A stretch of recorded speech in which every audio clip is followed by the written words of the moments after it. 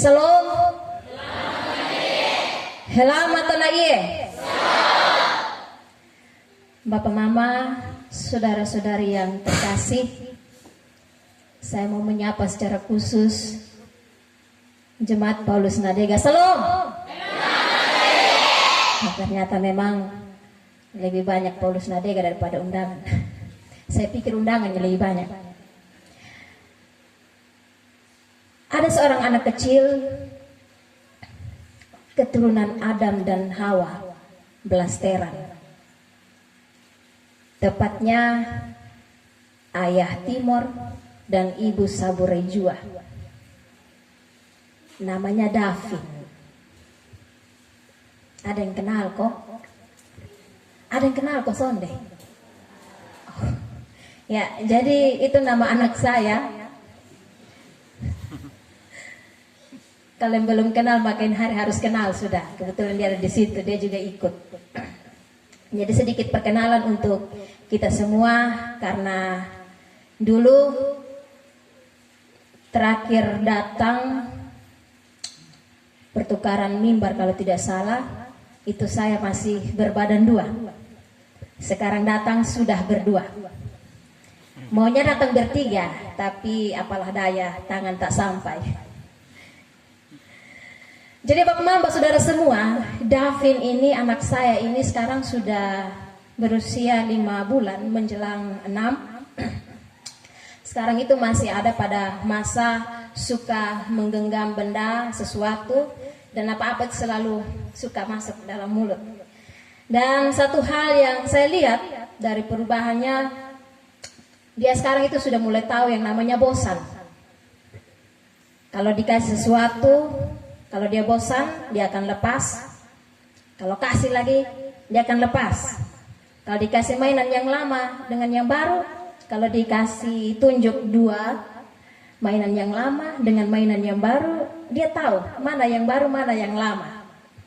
Meski yang lama itu sebenarnya benda yang elit sedikit, yang lebih berkelas, yang lebih bagus, tapi dia akan pilih mainan yang baru. Padahal pilihannya itu apa Bapak Mama? Hanya satu bola plastik dan kantong plastik. Tapi dia akan memilih kantong plastik. Tapi nanti sebentar dia bosan, buang lagi. Dikasih coba lagi, tidak mau. Tapi nanti kalau kita kasih bola plastik lagi, bisa jadi dia mau lagi. Ya begitu seterusnya. Jadi begitu berulang-ulang kali, dan itulah anak kecil. Kadang-kadang dia bisa bosan untuk sesuatu yang selalu dia pegang, dia main. Ada saatnya dia bisa bosan. Jadi di pikiran saya ini, anak kecil saja yang begitu. Kadang-kadang bisa bosan. Tapi ternyata orang besar juga ada yang begitu. Ada yang bosan, cepat bosan, atau ya tergantung dia punya mood, bisa bosan terhadap sesuatu. Tapi bukan saja tentang bosan.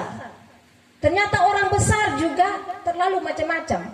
Banyak maunya, banyak tingkahnya, diatur susah, dinasehati tidak mau dengar. Ternyata ada juga orang besar yang lebih kecil dari anak kecil. Itu menurut hemat saya. Ternyata orang besar ini kadang-kadang dia lebih kecil dari anak kecil.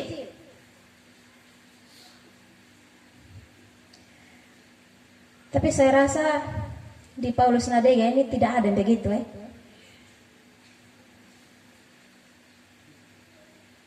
Di sini baik-baik semua, pintar-pintar semua, hebat-hebat semua. Tadi saya lihat, wow, yang menyanyi itu luar biasa semua.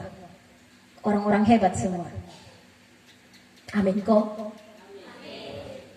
Mbak Pendeta amin kok. Amin. Nah, Bapak Mama saudara semua, ternyata dalam kisah Israel juga demikian Bapak Mama. Kekanak-kanakan Israel bisa terlihat saat mereka dalam perjalanan keluar dari Mesir menuju tanah perjanjian. Tanah yang dijanjikan Tuhan. Perjalanan yang banyak memakan waktu. Perjalanan yang tidak singkat. Dan kekanak-kanakan Israel itu terlihat jelas pada saat itu, ketika ada dalam masa sulit di padang gurun.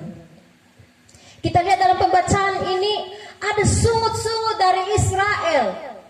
Ketika mereka ada di padang gurun, mereka kelaparan sampai mengeluarkan kata-kata.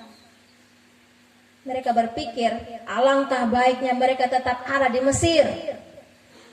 Meski disiksa, dijajah, tapi setidaknya mereka mati dalam keadaan kenyang karena makan daging, makan roti yang mereka dapat. Mereka selalu kenyang di sana. Jadi yang mereka pikirkan adalah tentang bagaimana mengisi perut ini. Sehingga ketika mereka ada dalam perjalanan yang sulit ini, mereka mulai bersungut-sungut. Tahu begini, nah mendingan beta tinggal di Mesir saja. Soalnya apa beta kerja rodi, soalnya apa beta disiksa, yang penting beta bisa dapat makan enak. Itu dalam pikiran mereka. Kita melihat juga ada respon Allah terhadap sungut-sungut Israel ini. Mungkin kalau ukuran kita manusia, ketika kita dengar seperti ini, ya, yang paling jahat mungkin kita akan kutuk dan bikin sesuatu yang lebih jahat lagi untuk membalas apa yang menjadi sungut-sungut Israel. Tapi ternyata Allah datang dan mengatakan bahwa Ia akan menurunkan hujan roti bagi umat Israel. Dari satu minggu itu Dia akan menurunkan roti selama 6 hari. Dan Musa menyampaikan kepada Israel apa yang akan Allah lakukan, karena sesungguhnya sungut-sungut mereka itu telah sampai kepada Allah. Mungkin menurut mereka hanya bilang bahwa ini gara-gara Musa. Tapi sesungguhnya sungut-sungut itu sama seperti sungut-sungut kepada Allah, bukan kepada Musa. Karena yang menghendaki untuk membawa mereka keluar dari Mesir adalah Allah sendiri. Karena kasih Allah, Allah mau membawa mereka keluar dari tempat mereka menjadi budak itu. Allah hendak menyatakan kemuliaannya. Burung puyuh dan roti diturunkan pada waktu petang. Tuhan memerintah untuk masing-masing mengambil segomer seorang menurut keperluannya. Jadi masing-masing silakan ambil. Butuh berapa? Silakan ambil segomer seorang.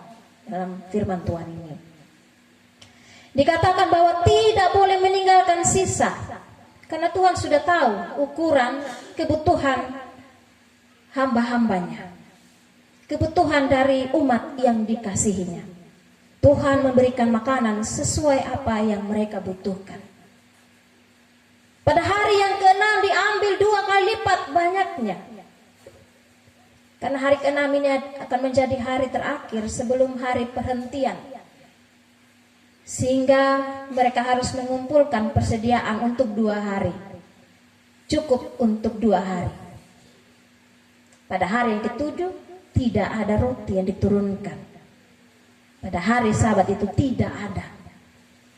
Tapi saudara semua, kita lihat dalam pembacaan ini, ada juga yang masih terlalu memikirkan perutnya. Sampai pada hari ke-7 masih ada juga yang nekat untuk dilihat, yang sampai ada yang sampai ada roti yang diturunkan untuk mereka. Ternyata tidak ada. Tidak ada makanan yang mereka dapat. Ini yang membuat Musa menjadi marah dan mengingatkan bangsa itu, karena sesungguhnya mereka tidak mengindahkan perintah Tuhan. Tuhan sudah bilang, cukup 6 hari saja ya. Hari ke-7 itu berhenti. Jadikanlah hari Sabat itu menjadi hari yang dikhususkan untuk menyembah Tuhan, untuk bersyukur kepada Tuhan. Tapi ada yang masih melawan. Makanan itu kemudian disebut mana. Kemudian Tuhan memerintah untuk menyimpan mana itu segomer dalam buli-buli yang ditempatkan di hadapan Tuhan, di hadapan tabut hukum Allah yang disimpan untuk turun-temurun. Jadi setiap turunan itu keturunan akan tahu bahwa bangsa Israel ini pernah dituntun dan makanan mereka itu adalah mana dalam perjalanan yang sulit itu.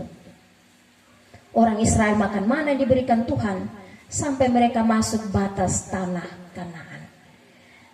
Dalam ayat yang terakhir dijelaskan untuk kita semua, segomer itu 1/10. Dan ini menjadi gambaran bagi umat Tuhan dari masa ke masa sampai kita saat ini, bahwa Allah telah memberikan kecukupan. Apa yang menjadi kebutuhan paling mendasar seorang manusia, Tuhan cukupkan. Dari mana yang disimpan di hadapan Allah itu menjadi pengingat bagi setiap umat Tuhan untuk selalu memisahkan apa yang menjadi milik Tuhan. Tapi terkadang kita lupa. Kotong hao semua. Kotong saling mengindahkan dan memisahkan apa yang menjadi milik kepunyaan Tuhan. Apa yang harus kita berikan sebagai wujud syukur kita kepada Tuhan. Kita mengabaikan semua itu. Bapak Mama saudara semua, perjalanan jemaat Paulus Nadega dari masa ke masa. Saya kurang tahu berdirinya gereja Paulus ini tahun berapa. Bukan yang ini tapi yang pertama. Itu tahun berapa? Bapak-bapak mungkin tahu. Ada jemaat yang tahu tahun berapa? 87? Ya? 97. Ya. Berarti saya sudah 8 tahun atau 7 tahun mungkin Nadega sudah berdiri. Tentu perjalanan Paulus Nadega ini tidaklah mudah. Kalau dibandingkan mungkin perjalanannya sama juga seperti Israel menuju tanah perjanjian, tidaklah mudah. Saya ingat kembali Bapak Mama saudara semua, ketika saya ada di tengah-tengah Bapak Mama saudara semua di Jemaat Rejo Adida tahun 2016 sampai 2018. Jadi 2 tahun itu saya ada bersama-sama dengan Bapak Mama semua dalam keadaan belum ada pendeta. Jadi kadang-kadang kalau saya berdiri ini susah pakai pendeta sah. Padahal masih cafik. Tapi segala sesuatu dikerjakan susah pakai beta pendeta sah. Ya, karena pada saat itu memang kondisinya tidak ada pendeta, maka muncullah keluhan-keluhan, merasa dianaktirikan. Kenapa jemaat lain gampang sekali dapat pendeta, tapi Rejo Ida kok susah sekali? Ada kemarahan, kecewa, keluh kesah selalu ada. Ada pergumulan yang tentunya dirasakan oleh semua jemaat pada saat itu. Dan satu hal yang menjadi pokok doa pada saat itu dari jemaat Rejo Ida, sekiranya Tuhan menempatkan seorang hambanya, Tuhan menetapkan seorang pelayan Tuhan di tengah-tengah jemaat Rejo Ida. Jadi pada saat itu Bapak Mama yang saya ingat, dimanapun saya pergi, karena pada saat itu ada 3 mata jemaat, dimanapun saya pergi memimpin kebaktian utama, dari Bogi, Nadega, Boko, begitu terus, pokok doa itu selalu diangkat. Saya tidak pernah lupa. Ya kalau saya lupa mungkin sesekali, tapi selalu diangkat. Itu menjadi doa bersama. Sekiranya Tuhan berkenan, tempatkanlah seorang pelayan Tuhan yang setia, yang terbaik menurut pandangan Tuhan. Itu doa kita bersama. Dan saya berharap kita semua yang ada di tempat ini tidak pernah melupakan itu. Itu menjadi pengalaman pribadi kita dengan Tuhan, pengalaman jemaat dengan Tuhan. Karena sesungguhnya dari pergumulan 2 tahun lebih, Tuhan sudah menjawab doa kita persis seperti yang kita minta. Betul kesannya Bapak Mama? Betul. Yang datang ini benar-benar setiawan. Jadi bukan hanya nama setiawan, tapi dia juga seorang yang benar-benar setia. Saya bukan mau kasih tinggi Bapak Pendeta ya. Nanti sebentar dia tak angkat, dia salah, nanti bahaya. Tapi inilah kenyataan. Ini yang kita bisa lihat bersama. Sesuatu yang harus kita syukuri bersama.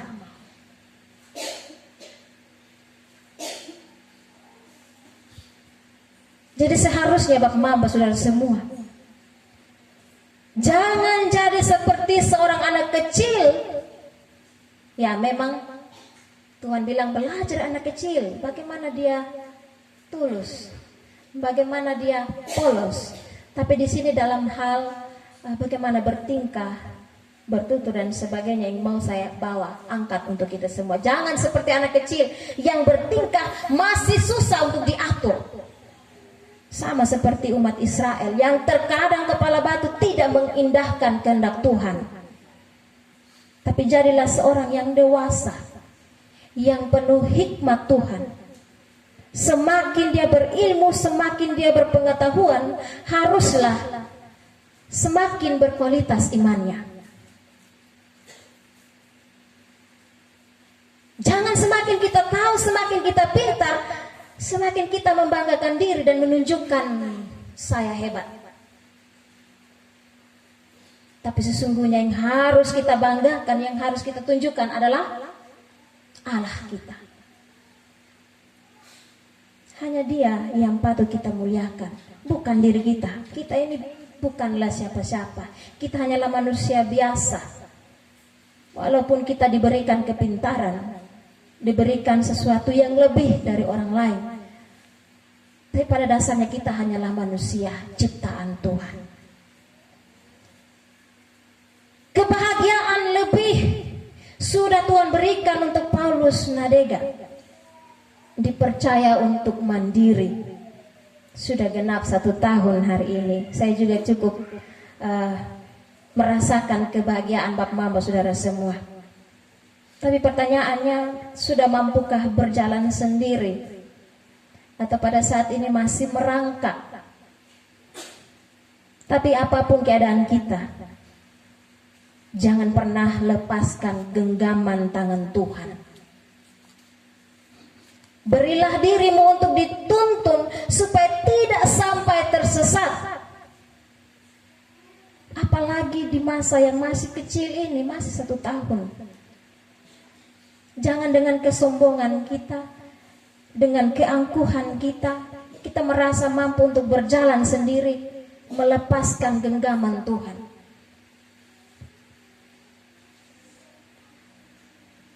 Tuhan tidak bisa kita lihat, tapi utusan Tuhan ada di antara kita semua. Berapa lama lagi kau menolak mengikuti segala perintahku dan hukumku? Itu firman-Nya bagi kita. Bukan saja untuk Israel, tapi juga untuk kita semua, untuk kita renungkan bersama. Berapa lama lagi kamu menolak mengikuti segala perintahku dan hukumku? Tuhan tidak datang secara langsung kepada kita, tapi Dia mengutus hamba-Nya untuk menuntun kita.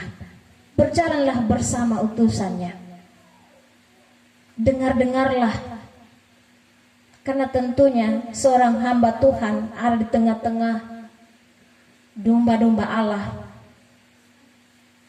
Dia akan melakukan yang terbaik untuk menuntun domba-domba Allah ini kepada jalan yang benar.